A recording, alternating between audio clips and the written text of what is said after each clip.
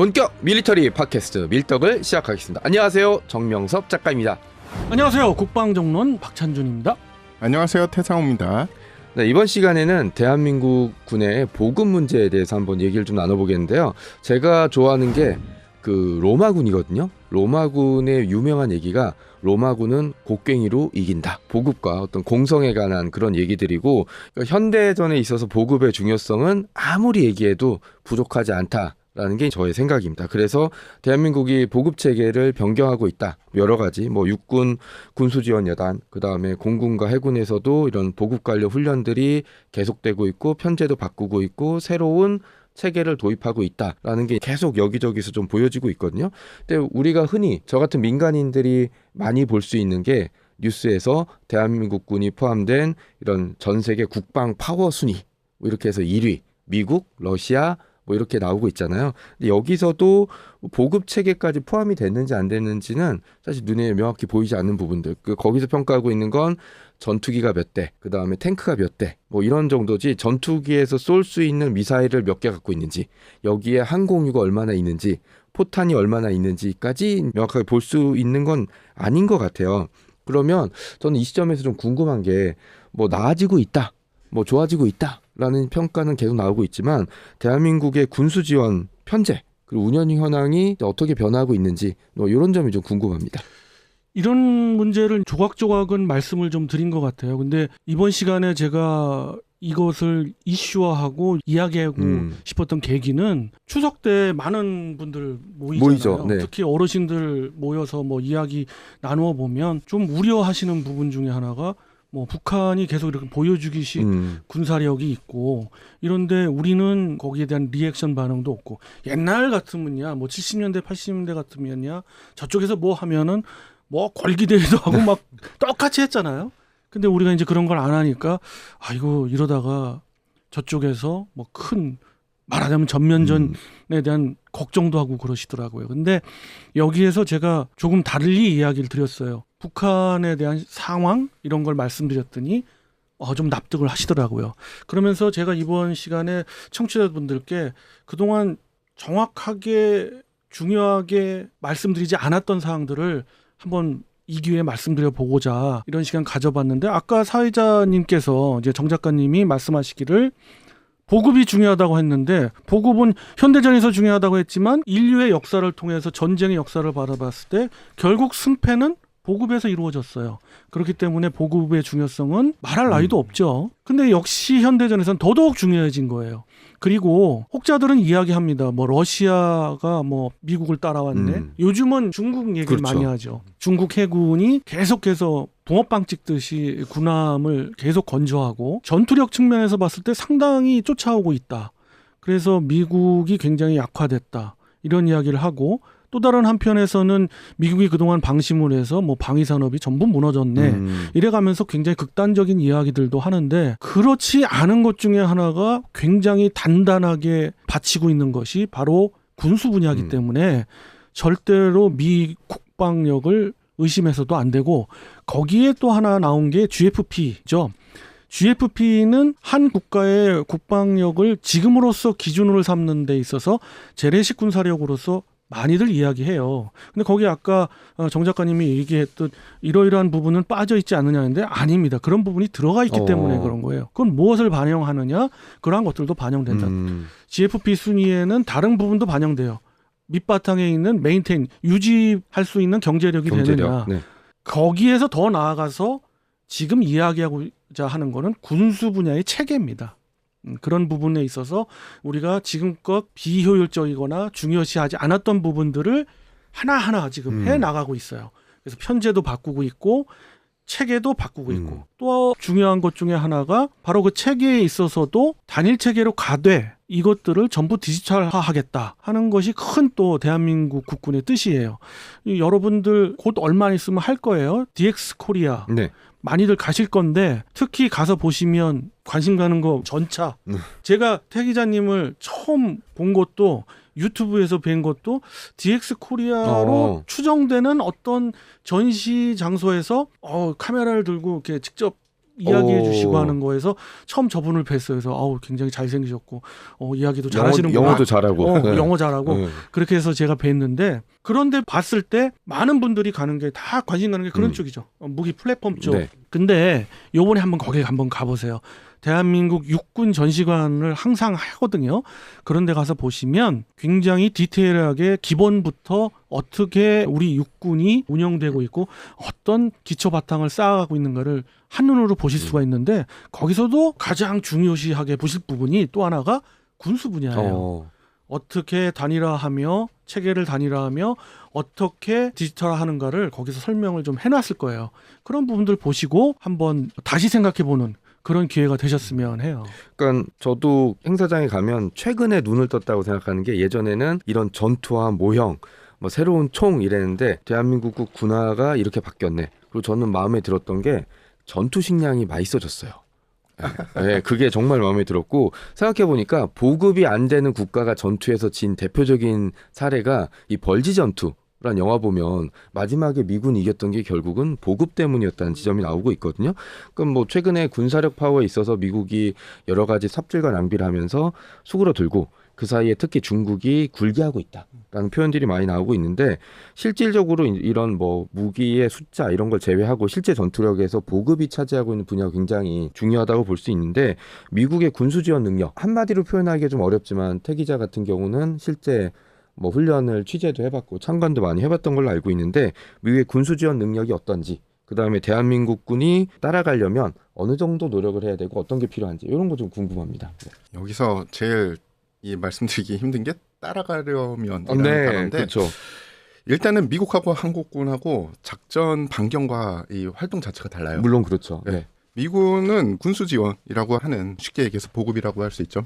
발전을 할 수밖에 없는 국가입니다. 그렇죠. 전 세계 섹터로 하니까. 맞습니다. 전 세계 섹터로 하는데 전 세계에 기지가 있느냐. 물론 많은 기지가 있긴 하지만 그 기지를 베이스로 병력들을 파견하는 게 아니라 그들은 해외 어디든지 가서 작전을 할 수 있는 능력을 가지고 있어요. 애초부터. 네, 애초부터 가지고 있기 때문에 그런 발전 체계에서 가장 현대화 될 수밖에 없는 군 체계가 된 겁니다. 그러니까 미군이 전쟁에서 군수 지원을 잘할 수밖에 없는 거는 미국이 전 세계에서 활동을 하기 때문인 것도 하나의 이유가 돼요. 그런데 우리 군이 미군을 따라갈 수 있느냐 혹은 따라가야 되느냐 거기서는 우리가 좀 생각해 볼 부분이 있고 서로 상황이 다르니까. 예. 그런데 처음에 미군의 현대적인 군수 지원 체계는 전 세계에서 작전하는 미군의 바탕에서 시작됐지만 실전에다가 이 공식을 대입해 봤더니 너무 좋은 겁니다.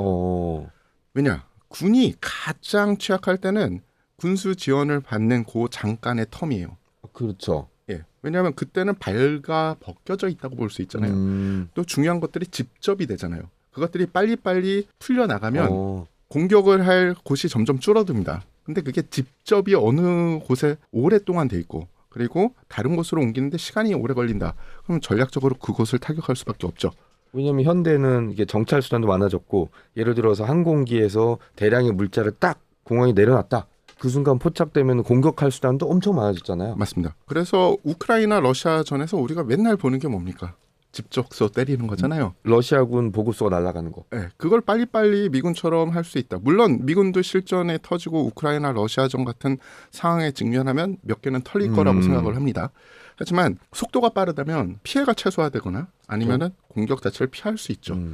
자, 여기서 한국군이 그러면 현재 어떻게 되고 있냐? 자세한 거는 우리 박 의원님께서 더 잘 설명해 주시겠지만 체감하는 한국군의 지금 군수지원 현황에 대해서 간단히 말씀드리면 이게 오해일 수도 있어요. 뭐 2군지사, 3군지사 그런 군지사들을 해체하고 군지 여단으로 개편을 했죠. 네. 그런 거 보면 아 미래에 대한 보관이 분명히 있다. 뭔가 하려고 한다. 미군을 좀 따라하려고 하는 거 아닐까라는 생각을 하게 되는데 현재 그러면 미군을 따라할 수 있는 능력이 되나? 군지 여단 대한민국의 군지 여단이 미군의 군지 여단 급으로 우리가 활동을 할 수 있는 능력이 있나? 라고 보면은 약간 거기서 이 물음표가 있고요. 약간이요? 일단은 예, 저도 이거 방송을 계속 해야 되니까. 네. 예.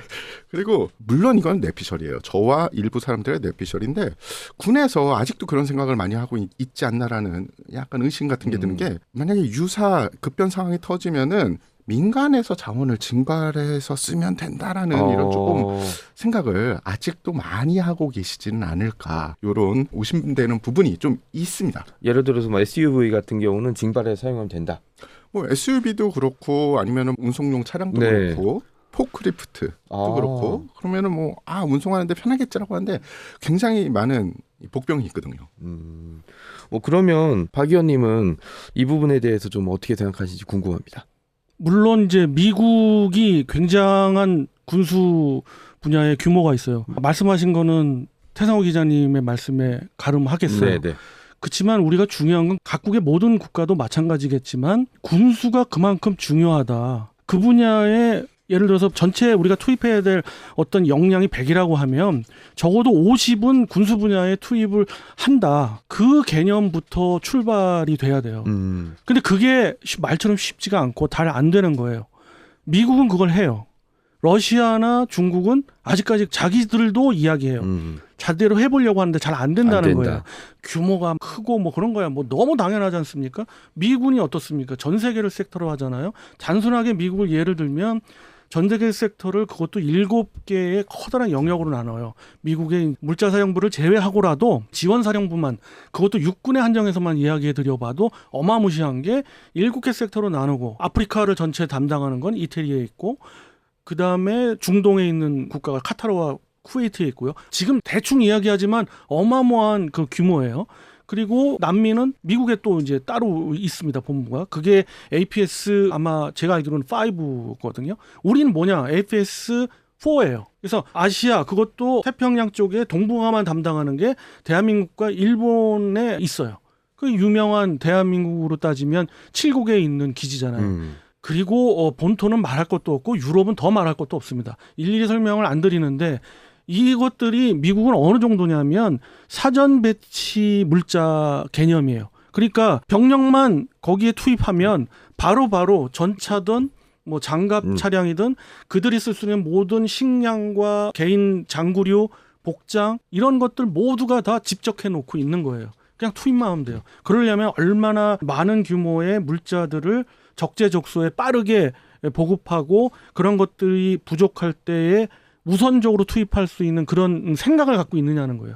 그런 개념들이 우선 변해야 되는데, 조금 고무적인 건 대한민국이 그런 쪽으로 따라가려 하고 있다는 거예요. 그래서 아까 태 기자님 말씀대로 군수지원 여단 편제로 바뀌어서 각 군단 예하에 들어갔고요. 1군단부터 5군단까지는 벌써 조직이 됐고, 그런 4개의 군수지원 여단 플러스 지상작전사령부에도 군수지원단을 소규모로 축소하지만 좀 더 규모 있게 갖고, 더 중요한 거는 이 모든 복잡 다단한 어떤 군수지원 체계를 단일화했다는 거예요. 모든 체계를 단일화해서 이 기준대로 가라는 거고, 이것들을 우리가 잘하는 거 뭐 있습니까? 디지털화 하겠다는 거예요. 그래서 그런 작업들을 진행하고 있고, 이것을 본격적으로 보인 게 지난번 아덱스에서도, 지지난번 아덱스죠. 2019년부터 제가 이제 보기 시작했는데, 대한민국이 본격적으로 그런 쪽으로 가고 있다.